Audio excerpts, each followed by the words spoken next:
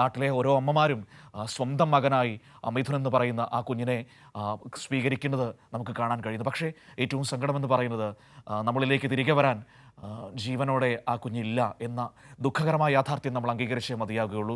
പക്ഷേ അതൊരു ഒരു ഒരു വലിയ ദുരന്തത്തിൻ്റെ ഇരയാണല്ലോ എന്ന സങ്കടം ഇപ്പോഴും ബാക്കി നിൽക്കുകയാണ്. രാജ്കുമാർ കൂടി നമ്മളോടൊപ്പം ചേരുകയാണ്. കൊല്ലത്ത് തേവലക്കരയിലെ സ്കൂളിൽ നിന്നാണ് രാജ്കുമാർ ചേരുന്നത്. മിഥുൻ്റെ ഏറ്റവും പ്രിയപ്പെട്ട ഇടമായിരുന്നു ആ സ്കൂൾ എന്ന് പറയുന്നത്. അവിടെ കളിച്ച് ചിരിച്ച് പഠിച്ച് അവൻ ഏറ്റവും പ്രിയപ്പെട്ട ഇടമായി കരുതി ആ സ്കൂളിലേക്ക് ഒരിക്കൽ കൂടി ഇന്ന് രാവിലെ ഒരു 10 മണിയോടുകൂടി മിഥുൻ തിരികെ എത്തും. പക്ഷേ ആ മുഖത്ത് ആ ചിരി ഉണ്ടാവില്ല, ആ മുഖത്ത് ആ ഒരു ആർജവം ഉണ്ടാകില്ല. മൃതദേഹമായി നിശ്ചലമായി മിഥുൻ അങ്ങോട്ടേക്ക് മടങ്ങിയെത്തും. അവസാനമായി ആ സ്കൂൾ മുറ്റത്ത് ഒരിക്കൽ കൂടി രാജ്കുമാർ കൂടി ചേരുകയാണ്. രാജ്കുമാർ, 10 മണിക്ക് പൊതുദർശനം ആരംഭിക്കുമെന്നാണ് നമുക്ക് മനസ്സിലാക്കാൻ കഴിയുന്നത്. സഹപാഠികളോടൊപ്പം ഓടിക്കളിച്ച് ചിരിച്ച് പഠിച്ച് അവൻ്റെ ഏറ്റവും പ്രിയപ്പെട്ട ഇടമായിരുന്ന സ്കൂൾ മുറ്റത്തേക്ക് ഒരിക്കൽ കൂടി മടങ്ങിയെത്തുകയാണ്. ഇനി ഒരു തിരിച്ചുവരവില്ല എന്ന് നമുക്കെല്ലാവർക്കും അറിയാം.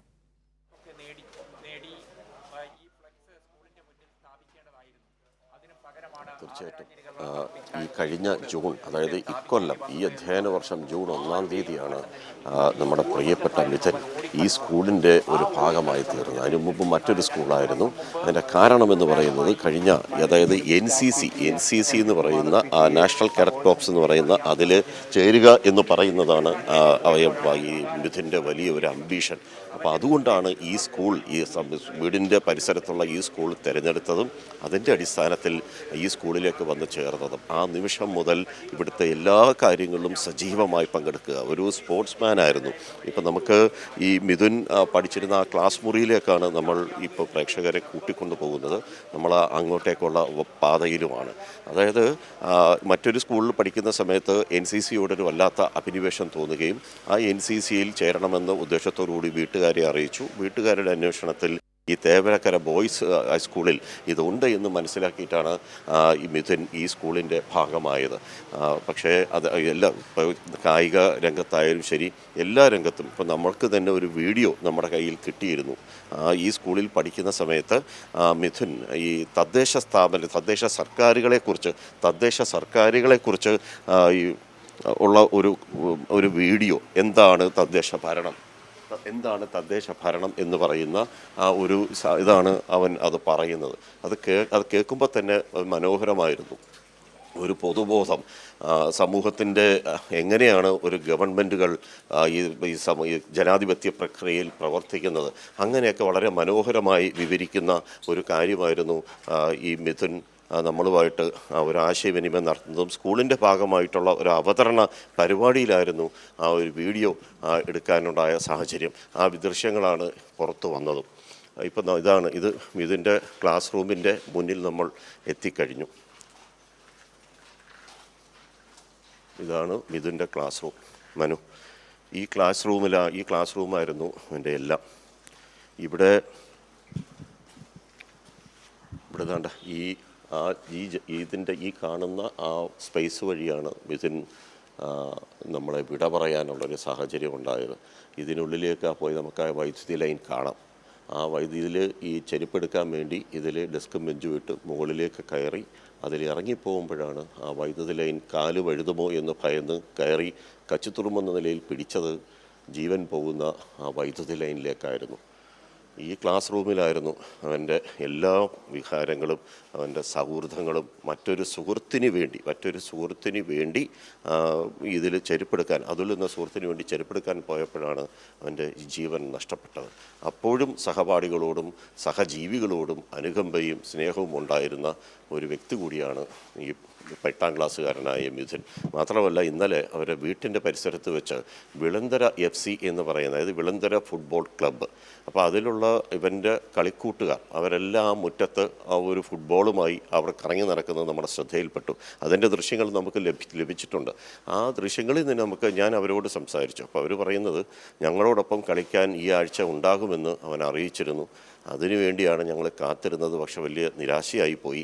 അവൻ നല്ലൊരു ഞങ്ങളുടെ ഫുട്ബോൾ ടീമിൻ്റെ ഡിഫൻഡറായിരുന്നു. പുറത്ത് ടൂർണമെൻറ്റ് കളിക്കാൻ ഞങ്ങൾ പോയിട്ടുണ്ട്, പലവട്ടം ഞങ്ങളുടെ ക്ലബ്ബ് ജയിച്ചിട്ടുണ്ട്. അപ്പോഴൊക്കെ മറ്റു ഗോളുകൾ വരുന്നത് ആ ക്ലബിനെ വേണ്ടി അതിനെ നേരിട്ട് ഡിഫൻഡറായി നിന്ന് ആ ഗോൾ തടഞ്ഞ് അവനത് കൃത്യമായി ആ ക്ലബിന് വേണ്ടി ആ ഡിഫൻഡർ ജോലി ചെയ്തിരുന്നു.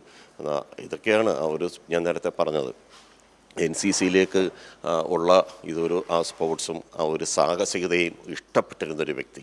ആ സാഹസികത തന്നെയാണ് ഏറ്റവും ഒടുവിൽ മിഥുൻ്റെ ഇപ്പോൾ ജീവൻ നഷ്ടപ്പെടാൻ ഇടയാക്കിയത്. അതേസമയം അപ്പുറത്തൊരു വീഴ്ച കൂടിയുണ്ട്. ആ സർക്കാർ ഇതിൽ ഇപ്പോൾ ഗവൺമെൻറ്റിൻ്റെ അന്വേഷണം നടക്കുന്നതും ആരുടെ വീഴ്ചയാണ് എന്ന് കണ്ടെത്താൻ കൂടിയാണ്. മനു, തീർച്ചയായും ആ വീഴ്ചകൾക്ക് ഉത്തരവാദി ആരാണേലും ശക്തമായ നടപടി സ്വീകരിക്കുക തന്നെ വേണം രാജ്കുമാർ, അതിലൊന്നും ഒരു സംശയവുമില്ല. ഇപ്പോൾ നമുക്ക് പറയാൻ പറ്റുന്നത്, ഇപ്പോൾ രാജ്കുമാർ പറഞ്ഞതുപോലെ NCCയിലും ഒക്കെ പ്രവർത്തിച്ച് ഏറ്റവും ഊർജ്ജസ്വലമായി ആ സ്കൂൾ മുറ്റത്ത് നിറഞ്ഞു നിന്ന ഒരു കുട്ടിയായിരുന്നു മിഥുൻ. അങ്ങനെ നിറഞ്ഞു നിന്ന അവൻ്റെ ഏറ്റവും പ്രിയപ്പെട്ട ഇടത്തേക്ക് നിശ്ചലനായി മടങ്ങിയെത്തുന്നു എന്ന ഏറ്റവും ദുഃഖകരമായ രംഗങ്ങൾക്കാണ് അല്പസമയത്തിനകം നമ്മൾ സാക്ഷ്യം വഹിക്കാൻ വേണ്ടി പോകുന്നത്.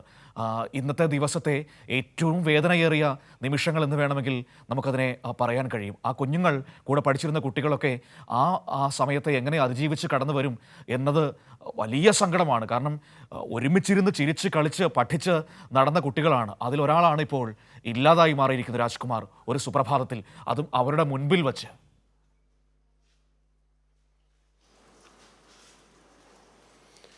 അതെ, അപ്പോഴും സഹപാഠികൾ പറയുന്നുണ്ട്, മിഥുനെ നീ അതിൽ മുകളിലേക്ക് കയറണ്ട, വീഴും എന്ന് പറയുന്നുണ്ട്.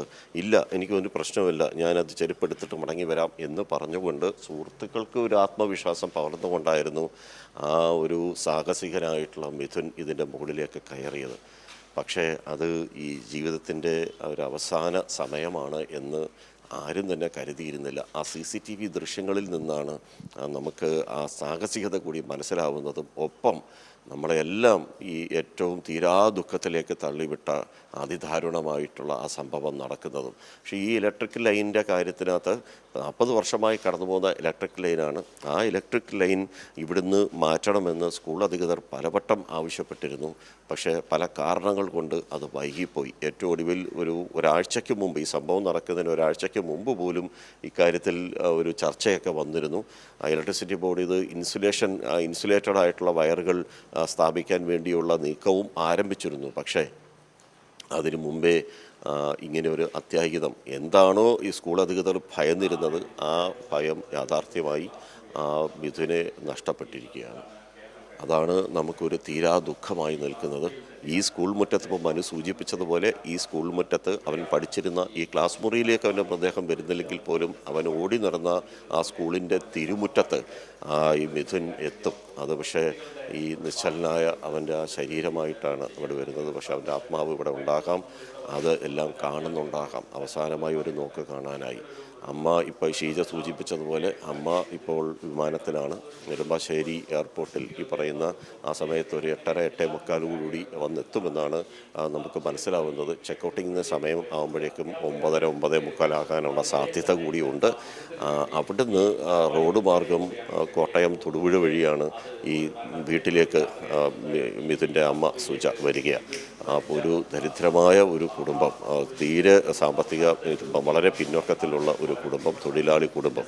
ആ കുടുംബത്തിൻ്റെ ഒരു രക്ഷയ്ക്ക് വേണ്ടി, ജീവിക്കാനുള്ള ഒരു വഴി തേടിക്കൊണ്ടാണ് ഹൗസ് കീപ്പിംഗ് ജോലിക്ക് വേണ്ടി സുജ കുവൈറ്റിലേക്ക് പോയത്. ആ കുവൈറ്റിൽ നിന്ന് ആ വീട്ടുകാരോടൊപ്പം തുർക്കിയിൽ നിൽക്കുമ്പോഴാണ് മിഥുൻ്റെ ജീവൻ നഷ്ടപ്പെടുന്നതും പിന്നീട് ഒരുപാട് വൈകി അവരെ ഒന്ന് ഫോണിൽ ഇക്കാര്യങ്ങളൊന്ന് അറിയിക്കാനും ഇതിലെ വിവരങ്ങൾ കൈമാറാനും. വിവരങ്ങൾ കിട്ടിയതിൻ്റെ അടിസ്ഥാനത്തിലാണ് ആ വീട്ടുകാരെ കൂടി, ഇതിനൊരു കരാർ കൂടി ഉള്ളതാണ് അവർക്ക്. 2 വർഷത്തിനല്ലാതെ അവിടെ നിന്ന് അവർക്ക് അവധി കിട്ടില്ല, അത് കരാറിലുള്ളതാണ്. അത് ആ ഏജൻറ്റുമാർ, സുജയെ കൊണ്ടുപോയ ഏജൻറ്റ് ആ കുടുംബത്തെ ബോധ്യപ്പെടുത്തിയ ശേഷമാണ് ഇപ്പോൾ ഇങ്ങോട്ടേക്ക് വരാനുള്ള അനുമതി തേടിയതും അവരതിനെ അനുവദിച്ചതും ഇപ്പോൾ സുജ വന്നുകൊണ്ടിരിക്കുന്നതും. മകൻ്റെ ആ ചേതനയറ്റ ശരീരം കാണുന്ന ഒരമ്മ, കഴിഞ്ഞ ദിവസം അതായത് ഇന്നലെ നമ്മൾ ഈ മിഥുൻ്റെ മുത്തശ്ശി, അതായത് സുജയുടെ അമ്മയെ കണ്ടിരുന്നു. ആ സുജയുടെ അമ്മ അവിടെ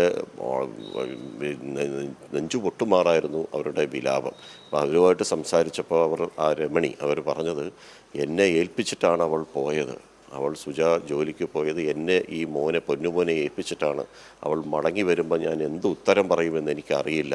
എൻ്റെ മോൻ പൊന്നുമോനായിരുന്നു എന്നുള്ള ആ ഒരു വാക്കുകൾ പറഞ്ഞുകൊണ്ട് അവർ വല്ലാത്ത ഹൃദയം പൊട്ടുന്ന വേദനയോടുകൂടിയാണ് അവരത് ഈ പറഞ്ഞുകൊണ്ടേയിരുന്നത്. ഇപ്പോഴും അവർ വിലപിക്കുകയാണ്. ആ നിമിഷം മുതൽ അവരുടെ ആ വിലാപം ആ പരിസരത്ത് എപ്പോഴും നിൽക്കുന്ന നമുക്കൊക്കെ ഉള്ളിൽ, നമുക്കും മക്കളൊക്കെ ഉണ്ട്. നമ്മുടെ മക്കൾക്ക് സംഭവിക്കും പോലെ ഒരു ആശങ്കയും ആ സങ്കടവും അവിടെ ആ പ്രദേശം, ആ നാട് മുഴുവനും, ഇന്ന് കേരളം മുഴുവനും മിഥുനു വേണ്ടി കണ്ണീർ വീഴ്ത്തുന്ന ഒരു സാഹചര്യത്തിലാണ് മിഥുൻ. ഋഷി രാജ്കുമാർ, ഇതിനപ്പുറം പറയാനോ കേൾക്കാനോ പറ്റുന്നില്ല. കാരണം അത്രമാത്രം വിഷമം, സങ്കടം നമ്മളെ മുൻപിലേക്ക് എത്തുകയാണ്. അത്രമാത്രം നോവ് പടരുന്നുണ്ട് ആ വാർത്ത കേൾക്കുമ്പോൾ.